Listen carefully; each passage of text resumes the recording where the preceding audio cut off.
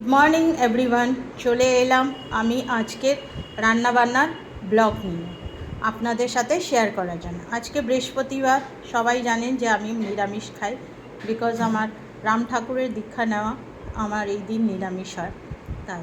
তা বরকে সকালবেলা টিফিনে দিয়ে দিলাম মাছের ঝোল, বড়া, একটা চিকেন গ্রিল স্যান্ডউইচ, এগুলো করে ওকে টিফিনে দিয়ে দিয়েছি, ও চলে গেছে। তারপরে আমার রান্নাবান্না করে স্টার্ট করেছি। আপনাদের কার কী রান্নাবান্না হয়েছে কমেন্টসের মাধ্যমে আমাকে জানাবেন।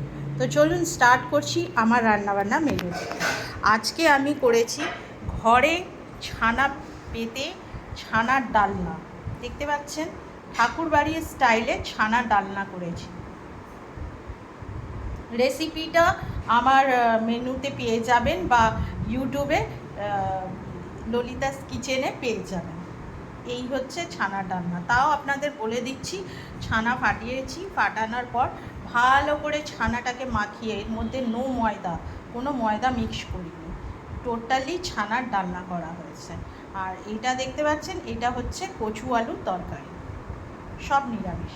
আর ছানা ডালনাতে মশলা দেওয়া হয়েছে একটু ধনে, শুকনো লঙ্কা, একটা কাঁচা লঙ্কা, জিরা, এগুলো গরম জলে ভিজিয়ে রাখা হয়েছে মশলা বেটে, আর গরম মশলা বেটে এই ছানা ডালনাটা করা হয়েছে। আপনারাও এরমভাবে করতে পারেন, তবে আমি ময়দা মিক্স করিনি। আপনারা যদি ছানা রাউন্ড শেপ না করতে পারলে আপনারা ময়দা মিক্স করতে পারেন। আর এই হচ্ছে কচু আলু তরকারি, আর এখানে হচ্ছে ভাত, ব্যাস। আর কিছু রান্নাবান্না হয়।